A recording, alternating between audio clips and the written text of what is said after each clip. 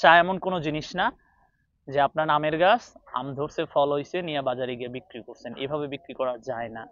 চাইলে কোনো বাগান কর্তৃপক্ষ সরাসরি কোনো ক্রেতার কাছে চা বিক্রি করতে পারে না। আসসালামু আলাইকুম ওয়া রাহমাতুল্লাহ। কেমন আছেন সবাই? আজকে একদম ন্যাচারাল একটা এনভায়রনমেন্টে আসছি। সামনে বিশাল বিস্তীর্ণ যমুনা নদী। সিরাজগঞ্জ শহরে আমার অফিস। সিরাজগঞ্জ থেকে আমার ব্যবসা পরিচালনা করি। এই জন্য বেশ কিছু প্রতিবন্ধকতা আমাকে আসলে অতিক্রম করতে হয়। এই বিষয় নিয়ে আজকে একটু আলোচনা করতে চাই যে আসলে আমার প্রতিষ্ঠান সিরাজগঞ্জে, এই জন্য কি চা পাতার ব্যবসা আসলে আমার জন্য কিনা। আমি যে এই যে চা পাতার ব্যবসা করতেছি সিরাজগঞ্জে থেকে, এটা আসলে কি সম্ভব কিনা। এমনকি গতকালকে আমাকে একজন প্রশ্ন করছে যে ভাই, সিরাজগঞ্জে কি কোনো চায়ের বাগান আছে? তো বিভিন্ন ধরনের আসলে প্রশ্নের মুখোমুখি হইতে হয়। সেই জায়গা থেকে চিন্তা করলাম একটু ব্যাপারটা ক্লিয়ার করতে চাই। প্রথমতই আমাদের দেশে যখন কোনো একজন উদ্যোক্তা বা কোনো একজন ব্যবসায়ী চা পাতার ব্যবসা স্টার্ট করতে চায়, তখনই তার চিন্তা থাকে চা সিলেট, চা শ্রীমঙ্গল। তো এটা স্বাভাবিকভাবে আমি যখন নিজেও শুরু করেছিলাম তখনও আমার এরকম একটা চিন্তা ছিল যে চা পাতার ব্যবসা মানেই তো আসলে সিলেট, শ্রীমঙ্গল, হ্যাঁ, এই অঞ্চলগুলো আমরা বুঝি ছোটবেলা থেকেই। মানে এই ব্যাপারটা বাঙালির সাথে, বাঙালি সংস্কৃতির সাথেই আসলে জড়িত। সিলেট চায়ের সাথে একটা রিলেটেড ব্যাপার স্যাপার আছে। এখন কথা হচ্ছে, সিলেট, শ্রীমঙ্গলে, বাংলাদেশে, শ্রীমঙ্গল বলতে এটা মৌলভীবাজারের মধ্যে পড়ে। তো বাংলাদেশে চায়ের যে ইতিহাস, এটা যদি আপনি পর্যালোচনা করেন, মৌলভীবাজারে সবচাইতে বেশি চায়ের বাগান অবস্থিত বাংলাদেশে। 168টি বাগানের মধ্যে সবচাইতে বেশি চায়ের বাগান সংখ্যা এই মুহূর্তে আমি নির্দিষ্ট করে বলতে পারতেছি না, কিন্তু আমি যেটা ইনফরমেশন দিচ্ছি সেটা সঠিক। অর্থাৎ সবচাইতে বেশি চা বাগানের সংখ্যা মৌলভীবাজারে। দেন হচ্ছে সিলেট এরিয়াতে আছে। তারপরে আপনার আর মানে আপনি জানলে আশ্চর্য হবেন, বাংলাদেশের তিনটা চা ভ্যালি বলা হয় স্বাভাবিকভাবে। সিলেট অঞ্চল যেটা, এটা হচ্ছে সুরমা ভ্যালি বলা হয়। তারপরে দ্বিতীয় সর্বোচ্চ চা উৎপাদন হয় হচ্ছে উত্তরবঙ্গে পঞ্চগড়ে, যেটা স্বাভাবিকভাবে করতোয়া ভ্যালি নামে পরিচিত। আমরা চায়ের যারা মানুষ তারা এই ব্যাপারগুলো জানি। দেন হচ্ছে চট্টগ্রাম। চট্টগ্রামে হচ্ছে হালদা ভ্যালি বলা হয়। চট্টগ্রামের বেশ কিছু বাগান আছে। শুধু চট্টগ্রাম না, পার্বত্য চট্টগ্রাম, তারপরে আপনি বান্দরবন, এই অঞ্চলগুলোতে বেশ কয়েকটা বাগান আছে। তো প্রথম হচ্ছে সিলেট, দেন পঞ্চগড়, তারপরে হচ্ছে কি চট্টগ্রাম রেঞ্জে। এই তিনটা এরিয়াতে বাংলাদেশের চা উৎপাদন হয়। বাংলাদেশে কিন্তু হিউজ পরিমাণ চা উৎপাদন হচ্ছে এখন। সবচেয়ে বেশি হচ্ছে সিলেট রেঞ্জে, অর্থাৎ সুরমা ভ্যালি আমরা যেটাকে বলবো। এখন আমি চা পাতার ব্যবসায়ী, চায়ের ব্যবসা করি। আগে আমি একটা প্রতিষ্ঠানে চাকরি করতাম, চা রিলেটেড। চা নিয়ে কাজ করতেছি আমি 2019 সাল থেকে।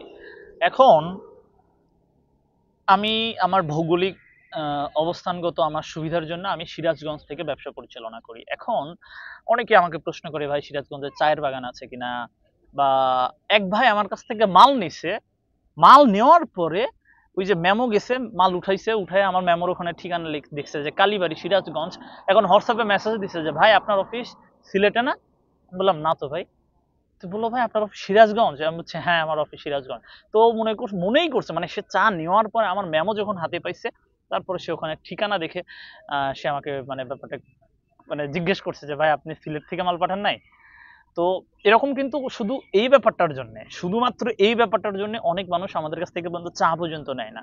এখন ভাই ব্যাপারটা তো আসলে আপনাকে বুঝতে হবে, মেকানিজমটা তো জানতে হবে যে আসলে চা উৎপাদন হয় কোথায়, উৎপাদন হয় কিভাবে, এটা ক্রয় বিক্রয় হয়, হ্যাঁ, এটা আপনাকে জানতে হবে, বুঝতে হবে। চা এমন কোনো জিনিস না যে আপনি চায়ের বাগান করছেন, নিজেই চা উৎপাদন করে বানায় আপনি আমরা যেরকম আমাদের দেশের কৃষকরা ধান, পাট, মরিচ, যে চাষাবাদ গুলো আমরা করি, কৃষকরা চাইলে নিজেরা সরাসরি সেটা বিক্রি করতে পারে, তাই না?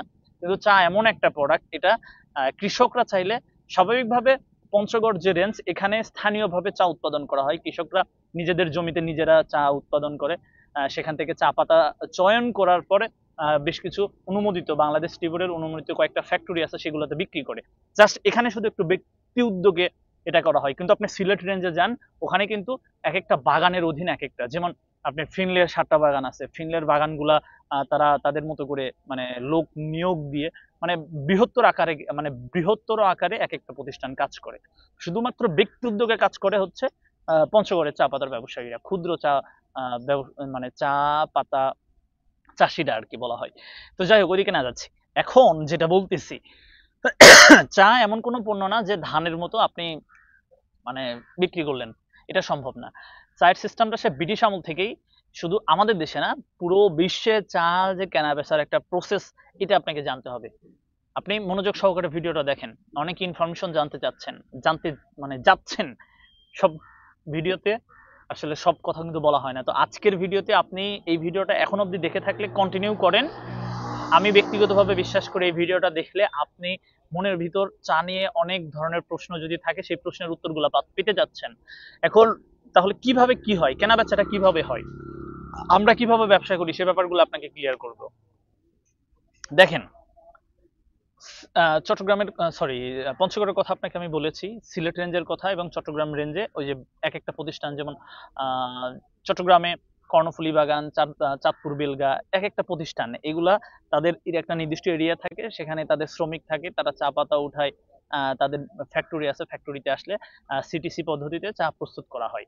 এখন এই প্রস্তুতকৃত চা তারা চাইলে সরাসরি বিক্রি করতে পারবে না। এটা কিভাবে বিক্রি হয়? অকশনের মাধ্যমে বিক্রি হয়। অকশন, নিলাম। আপনি মাছের অকশন দেখছেন না? মাছের নিলাম হয় না?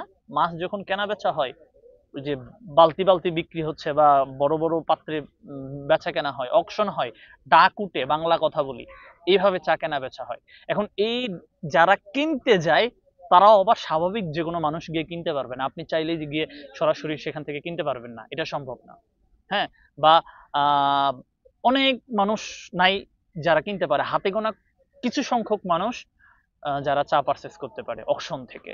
এখন অকশনের ব্যাপারটা আমি আপনাকে ক্লিয়ার করি। অকশন আবার কথায় কথায় হয়। চা উৎপাদন হয় ৩ জায়গায়, আমি আপনাকে বলেছি।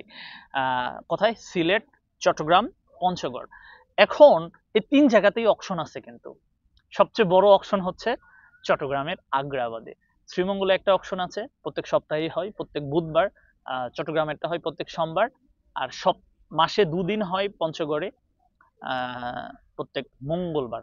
মানে মঙ্গলবার ১৫ দিন পর আবার মঙ্গলবার, অর্থাৎ মাসে হয় ২ বার পঞ্চগড়ে হচ্ছে অকশন।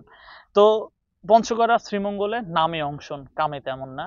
ম্যাক্সিমাম চা কেনা বেচা হয় বা ম্যাক্সিমাম বায়ার যারা অকশনে বিড করে, তারা আগ্রাবাদ থেকে চা কেনে। চট্টগ্রামের আগ্রাবাদের চায়ের প্রাণ কেন্দ্র বলা হয়, যেখান থেকে আপনি বাংলাদেশের গ্রুপ অফ কোম্পানিগুলো বলেন, ইস্পাহানি বলেন, মেঘনা গ্রুপ বলেন, এই যে মানে গ্রুপ অফ কোম্পানি যারা চায়ের ব্যবসা করে, তারা সবাই কিন্তু এই আগ্রাবাদ থেকে চা কিনে। এখন কারা এখান থেকে চা কিনতেছে?